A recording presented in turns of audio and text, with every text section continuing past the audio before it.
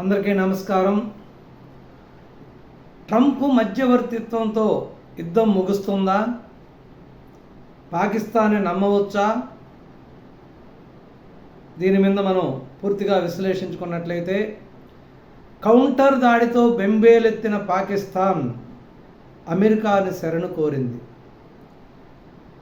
అమెరికాని శరణు కోరటం వలన ట్రంప్ ముందుగా పాకిస్తాన్ ప్రధానితో చర్చించి, తదనంతర పరిణామాలు ప్రధాని మోడీతో చర్చించి, ఇద్దరును కూడా సముదాయించి తాత్కాలికంగా కాల్పుల విరమణకి ఒప్పించడం జరిగింది.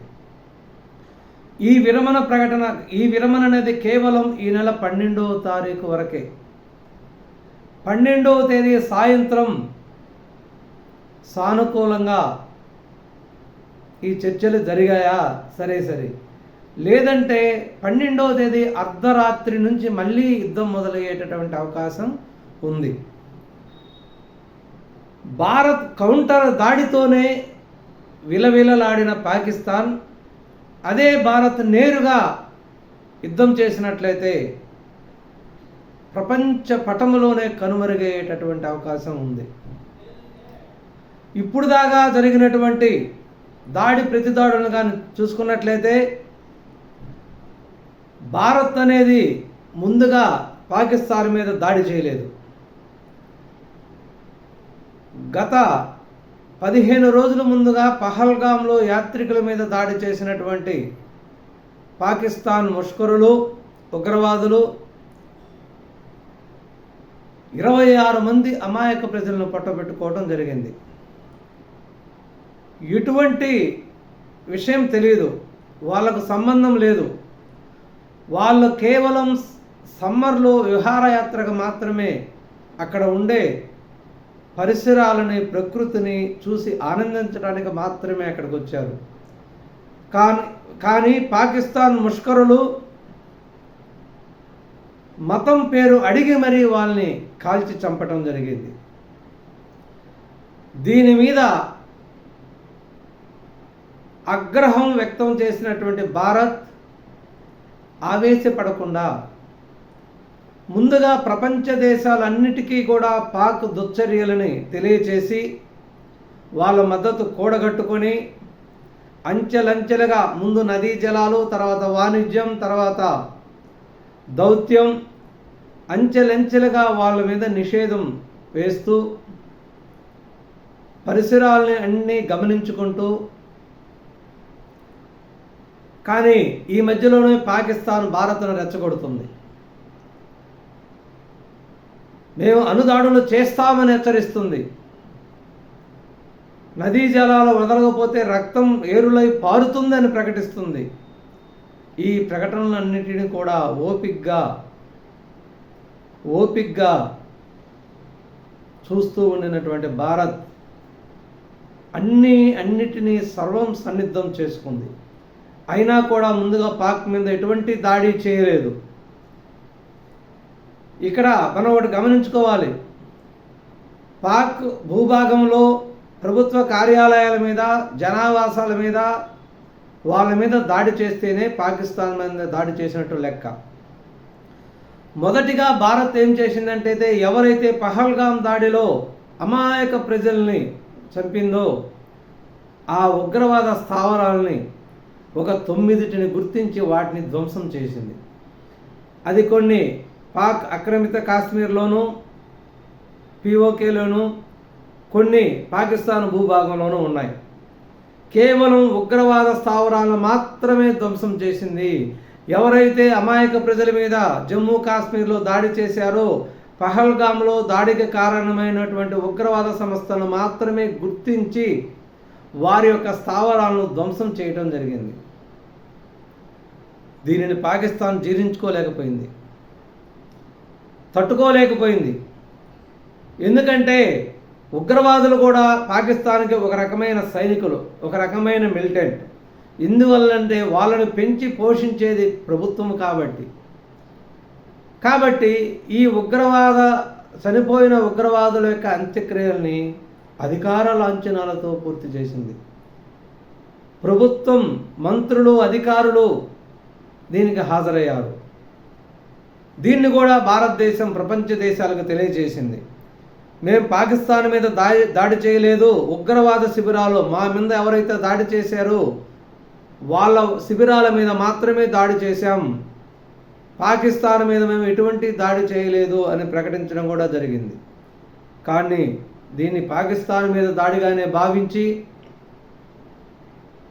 గత 4 రోజుల ముందు అర్ధరాత్రి దాదాపు భారతదేశంలోనూ 15 స్థావరాల మీద 15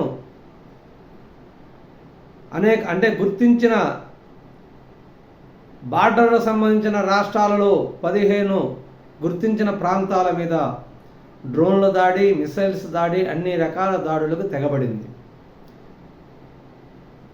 దాన్ని భారత్ గుర్తించి వెంటనే వాళ్ళ దాడి అనేది ఆకాశం పైనే మేఘాల మీదనే ఆపేసింది. అంటే వాళ్ళు ప్రయోగించినటువంటి ఆయుధాలు ఏమీ కూడా భారత భూభాగం మీద పడకుండానే వాటిని ధ్వంసం చేయటం జరిగింది. ఇది ఊహించినటువంటి పాకిస్తాన్ తట్టుకోలేకపోయింది. మరేం చేయాలి? మనం వాళ్ళ మీద దాడి చేశాం, కానీ ఒక్కటి కూడా వాళ్ళకి నష్టం చేకూర్చలేదు. అవన్నీ భారతదేశం పైనే ధ్వంసం చేసేసింది, మన శత్రు దేశం ధ్వంసం చేసింది అని వాళ్ళ అహం దెబ్బతిని జమ్మూ కాశ్మీర్లో జనావాసాల మీద పడ్డారు. ఎప్పుడైతే వాళ్ళ దాడులను ప్రతిఘటించి భారత్ తిప్పికొట్టిందో, వాళ్ళ దాడులకు తగిన ప్రతిఫలం వాళ్ళకు రాలేదో, జమ్మూ కాశ్మీర్లో పిఓకి అమ్మిటి అదే బార్డర్ అమ్మిటి, ఎల్ఓసి అమ్మిటి జనావాసాల మీద దాడి చేసి మళ్ళీ కొంతమంది అమాయకుల ప్రజలను చంపడం జరిగింది. దీనికి తిరిగి భారత్ ప్రతీకారంగా కరాచీ, రాంచీ, ఇస్లామాబాద్ అనేక ప్రదేశాలలో వాళ్ళ ఆయుప్పొట్టు మీద, వాళ్ళ డిఫెన్స్ వ్యవస్థ మీద, వాళ్ళు డిఫెన్స్ని కంట్రోల్ చేసేటటువంటి వ్యవస్థల మీద దాడి చేసి ధ్వంసం చేయడం జరిగింది. దీంట్లో దిక్కుతోచని స్థితిలో అర్ధరాత్రి వేళ అమెరికా తలుపు తట్టింది. ట్రంప్ను వేడుకుంది, మీరు భారత్ని కంట్రోల్ చేయండి, ఇక మేము దీన్ని చేయలేము, మీరు మా సహాయం చేయండి, లేదా మీరు దీన్ని ఏదో చేయండి అనేది ట్రంప్ను వేడుకున్నది. అప్పుడు ట్రంప్ ప్రధానమంత్రి మోడీతో మాట్లాడి, ఇరు ప్రధానమంత్రులతో సుదీర్ఘంగా మాట్లాడి నచ్చచెప్పి తాత్కాలిక కాల్పుల విరమణని ప్రకటించడం జరిగింది. కానీ పాకిస్తాన్ అంత తేలిక నమ్మకూడదు. ఓ పక్క తాత్కాలిక కాల్పుల విరమణను ప్రకటిస్తూనే, అంగీకరిస్తూనే మళ్ళీ జమ్మూ అండ్ కాశ్మీర్లో బార్డర్ అమ్మిటి కాల్పులు జరుగుతూనే ఉంది. ఇప్పుడు కూడా కాల్పులేమి ఆగల, ఇంకా కాల్పులు జరుగుతూనే ఉంది. కాబట్టి కుక్క తోక వంకరు అన్నట్టు పాకిస్తాన్ బుద్ధి మారదు. వాళ్ళకి తినటానికి తిండి లేకపోయినా యుద్ధం కావాలి.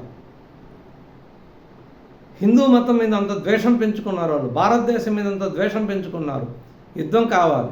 తినడానికి తిండి లేదు, కట్టుకోవడానికి బట్ట లేదు, పిల్లలకు చదువు లేదు, పిల్లలందరూ మళ్ళీ తిరిగి ఉగ్రవాదులుగా వస్తూనే ఉంటారు.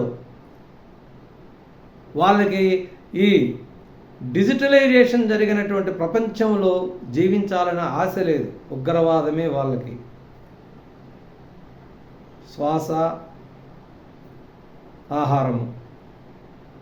కాబట్టి ఎలాగైతే ఈ విధంగా ట్రంప్ మధ్యవర్తిత్వంతో తాత్కాలిక కాల్పుల విరమణ, యుద్ధమైతే ముగియలేదు కానీ తాత్కాలిక కాల్పుల విరమణ జరిగింది. అది ఓన్లీ ఈ నెల మే 12వ తారీఖు అర్ధరాత్రి వరకు. ఈ 2 రోజుల్లో అనేక దఫాలుగా ఇరు దేశాల యొక్క డిఫెన్స్ అధికారులు కూర్చొని మాట్లాడుకొని చర్చించుకొని భారతదేశం పెట్టేటటువంటి డిమాండ్లను వాళ్ళు ఒప్పుకోవాలి. భారతదేశం ఏ డిమాండ్లు పెడుతుంది? ఉగ్రవాదాన్ని తుదముట్టించాలి, ఉగ్రవాదాన్ని మేము సహించము, మాకు కావలసిన ఉగ్రవాదులు మీ భాగంలో ఉన్న వాళ్ళని మాకు అప్పచెప్పాలి అని. దానికి వాళ్ళు ఒప్పుకుంటారా? ఒప్పుకోకపోతే రాబో రోజుల్లో ప్రపంచ పటంలో పాకిస్తాన్ కనుమరుగయ్యే అవకాశం ఉంది.